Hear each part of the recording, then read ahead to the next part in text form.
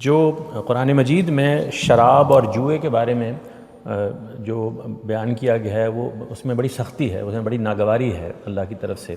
وہ ناگواری سلیوری یا غلامی کے بارے میں نہیں ہے، اس کی کیا وجہ ہے؟ یہ ہر چیز کے بارے میں ہے جن کو اللہ تعالیٰ نے غلط قرار دیا ہے۔ چنانچہ دیکھیے کہ سلیوری یا غلامی اس وقت موجود تھی تو اللہ تعالیٰ نے کتنی جذباتی اپیل کی ہے۔ آپ سورہ بلد قرآن مجید کی بڑی چھوٹی سی سورہ ہے، کئی جگہوں پر یہ ذکر ہے، لیکن اس میں جو طریقہ اختیار کیا گیا ہے وہ یہ ہے کہ ایک گھاٹی ہے جس پر تمہیں چڑھنا ہے۔ یہ دنیا امتحان کی گھاٹی ہے لیکن لوگ نہیں چڑھ پاتے۔ وہ گھاٹی کیا ہے؟ تو اس کا جواب دیا گیا ہے کہ وہ گھاٹی یہ ہے کہ تم غلاموں کو آزاد کرو، گردنیں چھڑاؤ۔ یعنی بڑی جذباتی اپیل کی اور اس کو ایمان سے بھی مقدم کر دیا ہے۔ جو پہلی اسلامی کتابیں تھیں ان میں بھی غلامی کے خاتمے کی کوئی انڈیکیشنز ہیں یا اس کو برا جانا گیا ہے؟ ایسا ہی ہے، دیکھیے تورات کو اگر آپ پڑھیں تو اس میں یہ بتایا گیا ہے کہ اگر کوئی شخص کہیں سے غلام لے آتا ہے، بنی اسرائیل کو تعلیم دی گئی ہے اور وہ 6 سال اس کی خدمت کر دیتا ہے تو اس کے بعد وہ پابند ہے کہ اس کو آزاد کر دے، اور جب آزاد کرے تو اپنے گھر کے دروازے پر کھڑا ہو جائے اور اس سے کہے کہ جو یہاں سے لینا ہے لے لو۔ اس کے بعد کون آدمی غلام لائے گا؟ اس پر عمل کیوں نہیں ہوا اتنے طویل عرصے تک؟ یہ بات جب اور اتنی شدت کے ساتھ موجود ہیں۔ نہ کرو عمل ہوتا، کہتا ہے غبن نہ کرو عمل ہوتا، لوگوں کا مال نہ کھاؤ عمل ہوتا۔ تو انسان عمل کرنے کے معاملے میں تو اپنی خواہشات کی پیروی کرتا ہے۔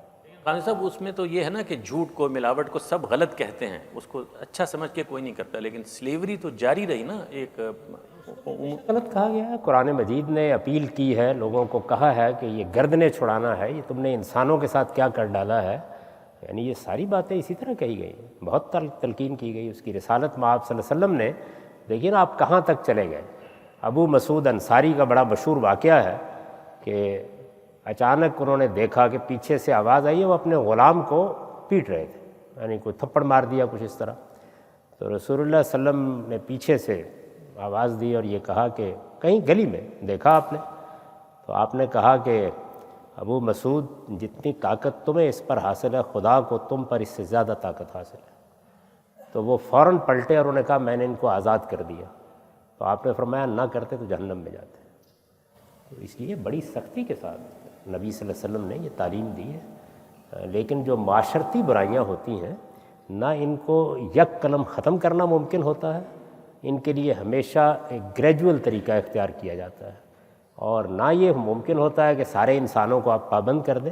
آپ دیکھیں دنیا میں، یعنی اس امریکہ میں کتنی بڑی جنگ لڑی گئی اس کے لیے، اور صدیوں بعد بھی لوگوں کا حال یہ تھا کہ وہ قبول کرنے کے لیے تیار نہیں تھے۔ اصلاحات کو لوگ آسانی سے قبول نہیں کرتے۔ قرآن مجید نے اعلان کیا کہ مسلمانوں کا نظام ان کی رائے پر مبنی ہوگا، یعنی مسلمانوں کا جو سیاسی نظام ہے وہ امرہم شورا بینہم، لوگوں کی رائے پر وجود میں آئے گا۔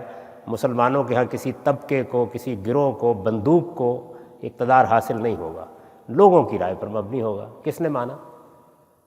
یعنی خلفائے راشدین کے فوراً بعد ہمارے ہاں بھی بادشاہت قائم ہو گئی، صدیوں تک قائم رہی ہے۔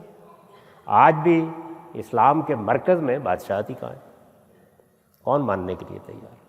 تو بتایا ہی جا سکتا ہے۔